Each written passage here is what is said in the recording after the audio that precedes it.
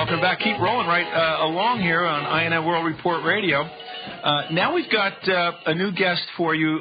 First time on the program, obviously to me, and you'll see why I say that shortly, I believe. We'll be having this young man. I'm going to say young man because I'm old enough to be able to say that. I'm very encouraged when I see bright younger people getting engaged and getting active, like our guest who's on the line with us, Caleb Maupin, who I met here in New York last month at the 14th anniversary symposium for the attacks on 9/11. I saw him subsequently working with Dr. Tarpley out there at Dag Hammarskjöld Plaza a couple of weekends ago when they were, welcoming Vladimir Putin as a peacemaker. Caleb, welcome to INN World Report. Oh, glad to be here, and thanks for having me on the show. Well, thank you, Caleb, for what you're doing. I was extremely impressed with, your knowledge, your bearing, your presentation. I know you said a few things at the symposium, but you made a very eloquent statement at Dag Hammarskjöld Plaza as well, and it was the second time that we had a chance to talk in that many weeks. And as a result, we exchanged information, and here you are on the show. Why don't you introduce yourself a little bit to the audience first before we get into the topic at hand, which is which I know you know a great deal about, Syria, Russia's involvement there, ISIS, ISIL, whatever you want to call it. Oh, sure. Well, my name is Caleb Maupin. I'm 28 years old. I'm a journalist and political analyst. I've been to the Middle East, I've been to Latin America, and I'm constantly following world affairs. I do a lot of reporting on a lot of different things, and basically we're being lied to. As many of your viewers are very obviously aware, we don't control the government of this country. There is a criminal cartel of bankers and monopolists that control the government and control society, and we're widely lied to in the media, and I'm hoping to counter the disinformation campaign that we're bombarded with every day. Well, the first, I caution people. A lot of people get discouraged, speak to a lot of people, and they are misinformed. They think that power is money and military might and so forth, but actually real power is knowledge, if you ask me, and that's where we got these bastards, and that's why they work so hard to control and limit the knowledge that we have. And so I'm heartened when I see people like yourself doing the best thing you can do, which is to empower people with knowledge. And I want to thank you for that. A lot of people will say they don't care what I think. But actually, the truth is the powers that be, there's nothing they care more about than what you think. They spend billions and billions of dollars on the media, on advertising, on messaging, on doing everything they can movies, to influence what you television think. Shows like this crappy Homeland. Right. They really care a lot about what you think, and they want to control it. And if you can start to question authority, if you can look for the facts and look for the truth, you can really do a lot of damage to the oppression that continues to go on. And so I encourage people, anyone who's trying to find out the truth and looking beyond what they're being told and questioning authority is moving in the right direction as far as I'm concerned. And it's an amazing time with technology. INN started off as a television show. We were on the air for 7 years. I don't know if you ever caught any of our programming, but back in the day, I'll tell you, Caleb, before the invasion of Iraq, the second invasion in 2003, we had Scott Ritter on our program, who definitively, in no uncertain terms, unequivocally informed the American people there will be no weapons of mass destruction found in Iraq should we be stupid enough to invade to go there. Of course, it was absolutely right.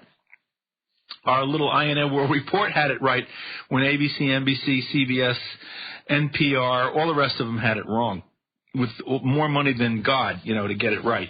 And we had no money. So that underscores the point. It's a big, fat lie, and I think more and more people are waking up to it all the time, thanks to efforts like yours as well. How do you get your information? How do you, sift through all the disinformation and get a more accurate version of events?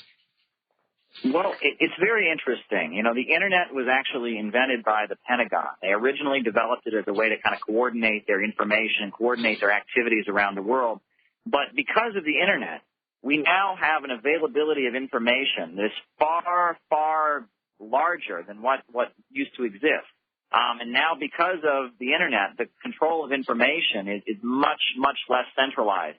And we're seeing with things like WikiLeaks, which I tend to follow WikiLeaks pretty closely. I tend to follow media coming out of different countries around the world, whether it's Russia Today or Press TV. I do a lot of reporting with Press TV and journalism. You know, if you go outside of the United States, often you can get perspectives and truths that you don't hear within U.S. media. And it's almost comparable to the printing press. You know, at the time the printing press was invented, it was invented by the Catholic Church in order to print their indulgences and carry it out. But it was the printing press that eventually led to the revolutions that swept Europe and brought down feudalism, because suddenly information was available. Suddenly people could read the Bible for themselves.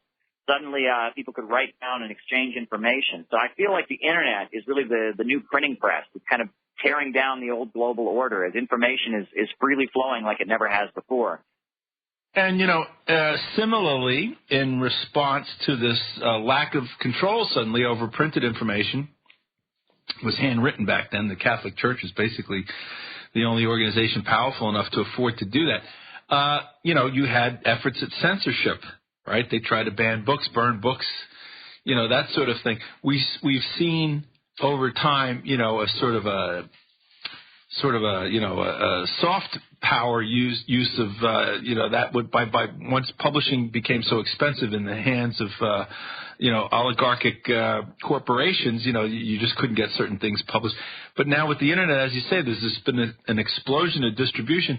What do you think? Are we in for a smooth ride, or is it going to be shut down, or are there going to be bumps, or is it going to be half and half? What about when censorship tries to be asserted on the Internet? But you really can't roll back the wheels of history. I know Congress has talked about a kill switch for the Internet, that in a state of national emergency, meaning most likely that people are standing up and fighting for their rights, that they would turn the Internet off. But we know that if that were to happen, pretty soon somebody would have an Internet coming out of their basement that people would be using. You know, you can't roll back history, and it's pretty clear that information is much more free and much more widely distributed than ever before, and that's something that the leaders are very, very afraid of. Not that they haven't tried to use it for their own gain. We see that they manipulate social media a lot, and a lot of times when they're trying to destabilize countries, they'll put out false information through social media. We saw recently reports that they were attempting to destabilize Cuba by creating a Cuban Twitter that would spread disinformation and cause unrest there. So, you know, they try to use it for their own gain, but information is information, and pretty soon the truth comes out. And it comes out a lot quicker than ever before. One of the most beautiful things I saw was when they tried to convince everyone in the world that we needed a new war in Africa with this phony movie, Coney 2012. You know, but within a week, people saw through it, and the creator of this film was discredited, and the whole thing was just discredited.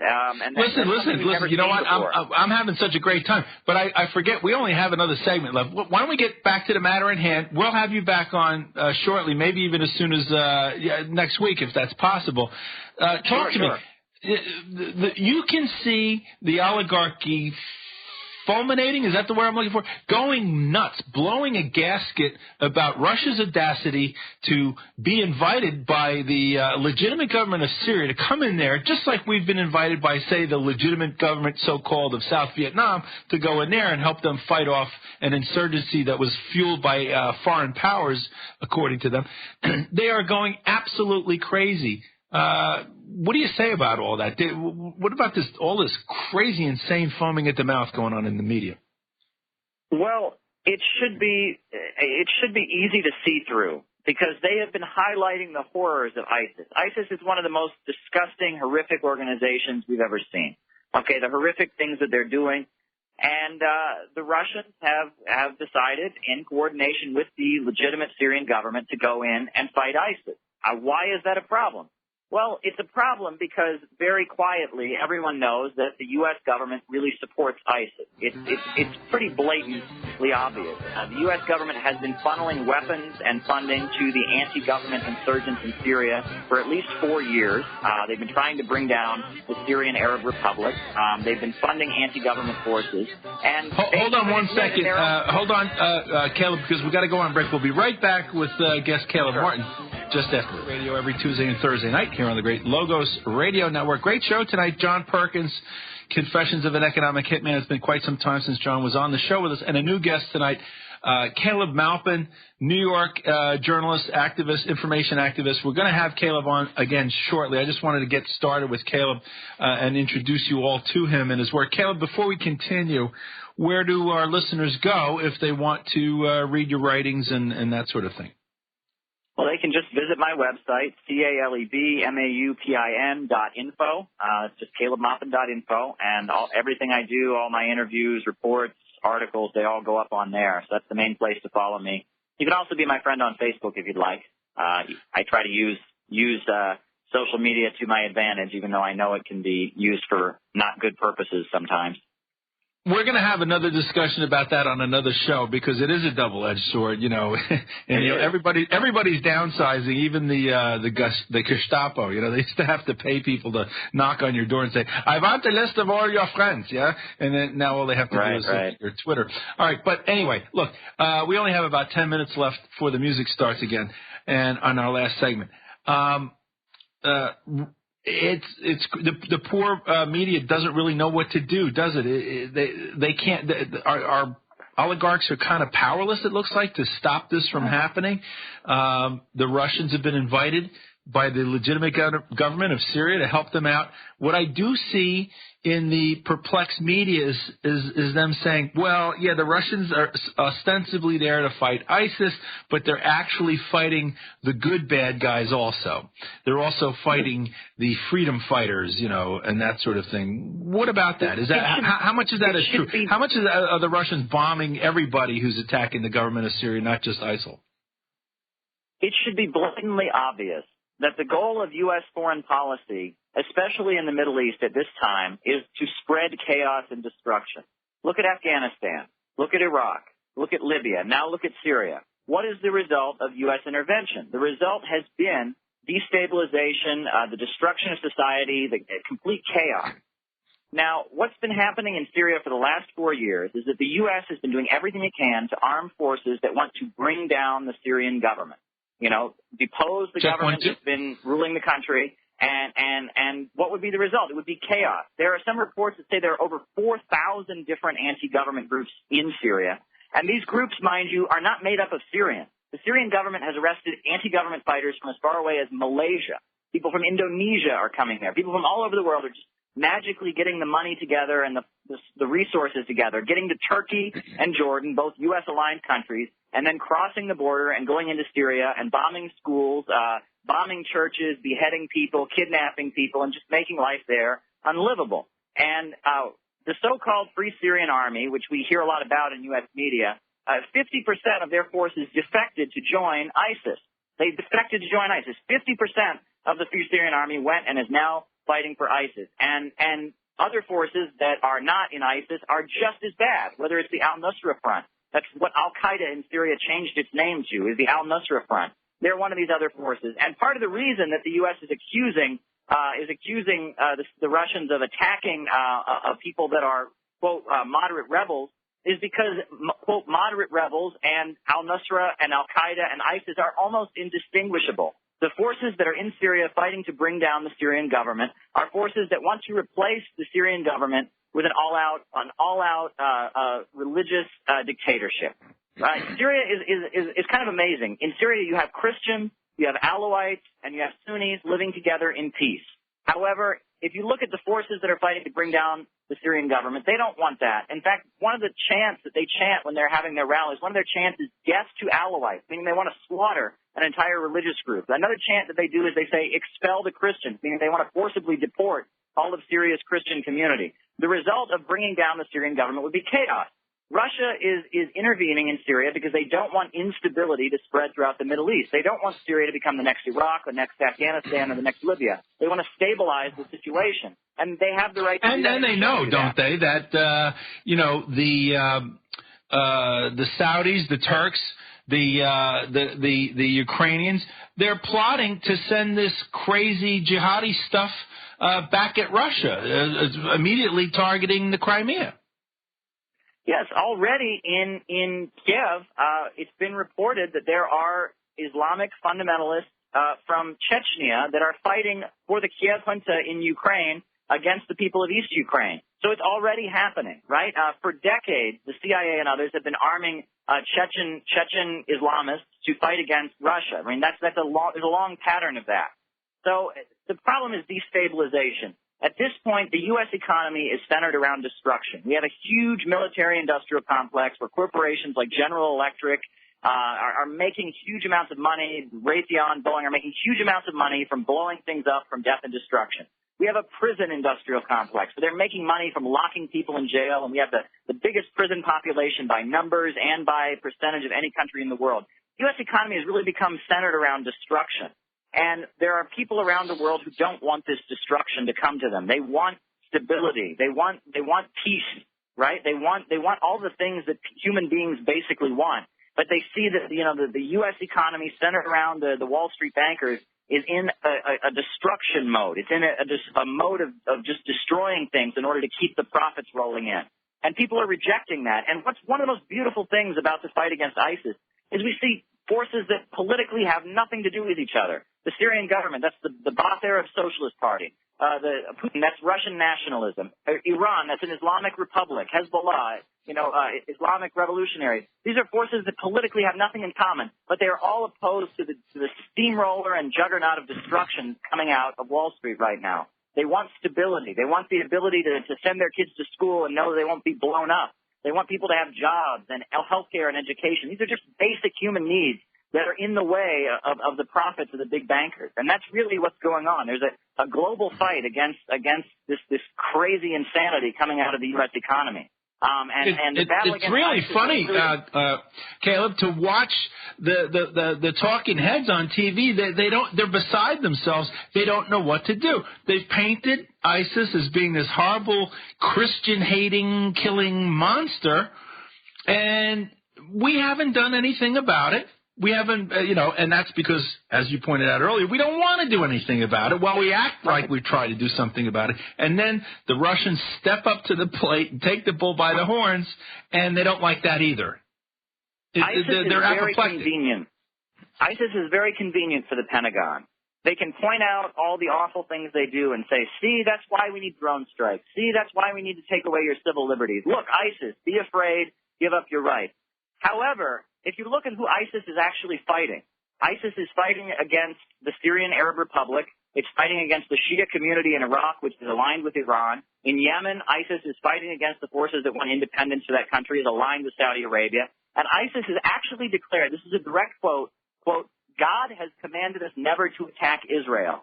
It's blatant that everywhere ISIS goes, they fight people that the U.S. government is also fighting. However, the U.S. government can prop them up and say, see, and use them as an excuse to justify military expansion. It's the biggest racket in the world. And Russia and Syria and Iran and other forces and China now are trying to put an end to it. They say we don't want any more of this killing, this death and destruction. We don't want any more terrorism in the world. We want to end terrorism. This phony war on terrorism being waged by the U.S. government has only led to further instability, further strength of these terrorist groups.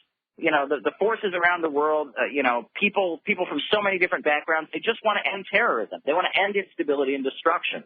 And the fight against ISIS, I say it's a revolution. It's a revolution against the rich and powerful forces that want to just destroy the world so the money keeps rolling in. Well, it is a tipping point. There's no question about it. And, Vladimir Putin is emerging as quite a statesman. I'm no apologist for Vladimir Putin. But I just take what our government is doing in our name seriously, and I can see through it. It's terrible. It's horrible. And that's what this program is all about. I dare say it's what you do is all about, to inform people, and our listeners know about this now because we've had Dr. Tarpley on the show many, many times. We've been talking about this from day one. It's another situation. They could get rid of ISIS in 2 minutes. They know where they are. They can read your license plate, right, from space, right? And yet they drive all over the place in these white Toyotas of theirs. It's really amazing to see somebody finally standing up and doing something about it. Do you think that there's any danger of this escalating into some kind of a bigger conflict now between the United States and Russia? Well, I absolutely believe that a war with Russia would be a disaster, not just for the peoples of the United States, not just for the peoples of Russia, but for the peoples of the entire world. That is a hugely dangerous situation, and I hope that everyone in the human race will realize that and do everything they can to avert it. I think that Vladimir Putin is a lot like Abraham Lincoln. You know, Abraham Lincoln didn't come into office wanting a fight with the slaveholders. He came into office, wanting to just stop slavery from expanding, try to stabilize things in the U.S., and he was handed a situation. Putin is not Che Guevara. He's not a flaming anti-imperialist. He came into office trying to be friendly to Wall Street, trying to be friendly to the rich and powerful, and just trying to do good for his country. And in response to that, he's been viciously attacked. He's been forced by history into the position that he's in. And it reminds me a lot of Abraham Lincoln. If you read about the life of Abraham Lincoln, you can see a lot of parallels there. You know, there's nothing un-American about the kind of leadership that we see coming out of Russia or China right now. I mean, there's a whole history of people in the United States fighting against the power of bankers and monopolists and for the people. I mean, we have a whole history of resistance in this country that's really been forgotten. Listen, Caleb, the music means we're going to be ending the segment here, but can you come back on next Tuesday? I'd be happy to. Great, and we'll have a little more time. I'll finish with this thought. As a young man in the Army in the Vietnam era in what we used to call West Berlin, I learned the following. Never ever play chess with a Russian, even if he's really, really drunk. Be very careful, all right? I know stories about a Russian bartender that was tending bar with 100 people in it, and he kicked my friend's butt, every 2 seconds, every 5 minutes when he stopped by and made his move in 1 second. Anyway, Vladimir Putin reminds me of that. All right, listen, thank you very much, Caleb, Maupin.info, and we'll be back, friends, on Thursday night with another great show for you. Thank you very much.